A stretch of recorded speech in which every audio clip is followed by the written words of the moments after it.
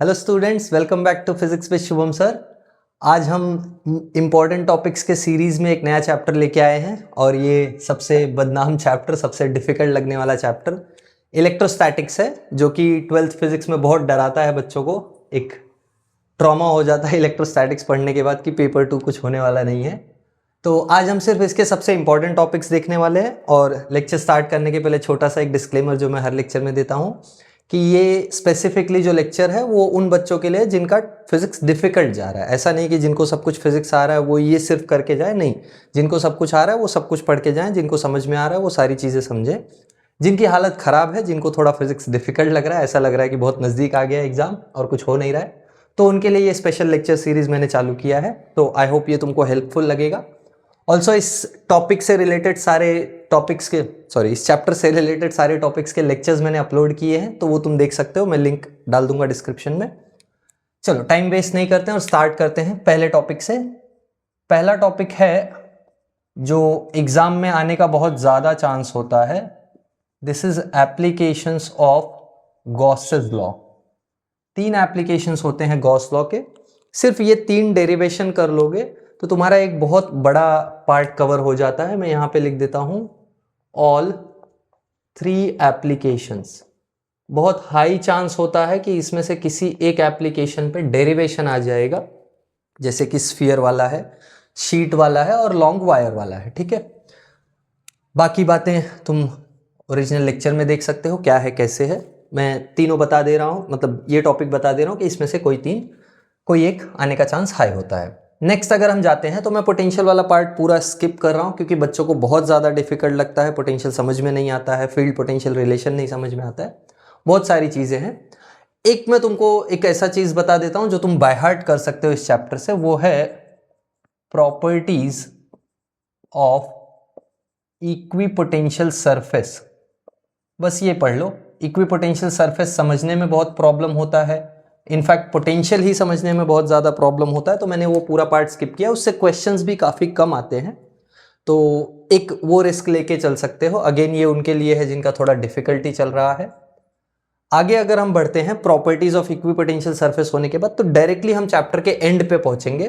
तुमको लगेगा कि कुछ ज़्यादा है नहीं चैप्टर में, ऐसा नहीं है, चैप्टर बहुत ज़्यादा बड़ा है, तो बीच में पोटेंशियल वाला पार्ट काफ़ी कुछ छोड़ दिया है हमने, क्योंकि वो टॉपिक बहुत ज़्यादा डिफिकल्ट होता है और बच्चों को समझ में नहीं आता है और उससे क्वेश्चंस कम आते हैं। ध्यान से सुन लो क्या बोल रहा हूँ, क्वेश्चंस कम आते हैं, इसीलिए उसको मैंने इंपॉर्टेंट टॉपिक्स के लिस्ट में नहीं रखा है। ठीक है, आगे बढ़ेंगे, डायरेक्टली आ जाते हैं कैपेसिटर्स पे। सबसे ज़्यादा क्वेश्चंस जो होते हैं वो एग्जाम में कैपेसिटर्स पे आते हैं। This is the most important topic of electrostatics. Capacitor में टॉपिक्स डिवाइडेड हैं, जैसे क्या क्या होता है, parallel plate capacitor. Parallel plate capacitor का कैपेसिटी, इस पैरेलल प्लेट कैपेसिटर में क्या क्या होता है, कुछ पार्ट से मैं बता दे रहा हूं, जैसे इसकी कैपेसिटी का एक्सप्रेशन, ठीक है। दूसरा, इसके कॉम्बिनेशन का एक्सप्रेशन। कॉम्बिनेशन क्या होता है, जिनको याद नहीं है मैं बता दूं कि कैपेसिटर्स को सीरीज या पैरेलल में जब कनेक्ट किया जाता है तो इक्विवेलेंट कैपेसिटी क्या होती है, उसके बारे में क्वेश्चन। इसका एक डेरिवेशन पैरेलल वाला की सीरीज वाला, कि सीरीज में कनेक्ट करने पे इक्विवेलेंट कैपेसिटी क्या आती है, इसका डेरिवेशन पिछले 2 साल एग्जाम्स में आ रहा है, बोर्ड के एग्जाम में हम टॉकिंग अबाउट। तो 2026 के लिए कैपेसिटर्स काफ़ी ज़्यादा इंपॉर्टेंट है। नेक्स्ट अगर मैं बात करूं तो energy stored in capacitor, this is also one of the very very important derivations, energy stored in capacitor. बस इतना तुम अगर थियरी वाइज कर लोगे चैप्टर से तो तुम्हारा समझो कि थियरी काफ़ी सॉर्टेड है, कि काफ़ी कुछ, मतलब मेजॉरिटी जो टॉपिक्स क्वेश्चंस आते हैं वो इनमें से ही आते हैं, हाई चांस होता है इसमें से ही आने का। इस चैप्टर का टोटल वेटेज 6 मार्क्स है विथ ऑप्शन, तो अगर तुम ये सारी चीज़ें करके जाते हो तो हाई चांसेस है कि तुम 4 से 5 मार्क अटेम्प्ट कर पाओगे without being worried about the other topics. ठीक है, एक lastly 1-2 numericals, 1-2 numericals on capacitors.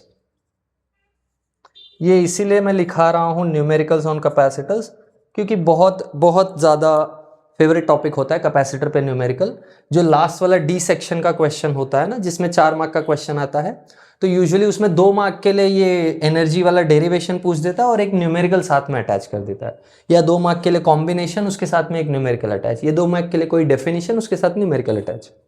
तो उन केसेस के लिए कैपेसिटर का न्यूमेरिकल काफ़ी इंपॉर्टेंट होता है, ठीक है। बाकी सेक्शन बी में भी 2 मार्क के न्यूमेरिकल्स होते हैं, तो वो भी है इंपॉर्टेंट। तो ये हो गया हमारा इलेक्ट्रोस्टैटिक्स चैप्टर, और तो कुछ बचा नहीं है। अगर तुमको लगता है तुम्हारे हिसाब से और कोई बहुत ज़्यादा इंपॉर्टेंट टॉपिक मैंने मिस कर दिया तो प्लीज़ मुझे बताओ। तुमको अगर किसी टॉपिक पे डाउट है तो सारे टॉपिक्स मैंने लेक्चर्स अपलोड किए हैं, नीचे डिस्क्रिप्शन में लिंक है, जाके देखो। कुछ और डाउट है तो मुझे पर्सनली कमेंट करो कि ये डाउट है सर, ऐसा प्रॉब्लम आ रहा है, प्लीज़ क्लियर इट, तो मैं एक सेपरेट वीडियो उस पर भी बनाऊँगा। एंड यस, तुम इसका स्क्रीनशॉट ले सकते हो, जो भी करना है करो। And yeah, I will see you all in the next video. Bye everyone, have a good day.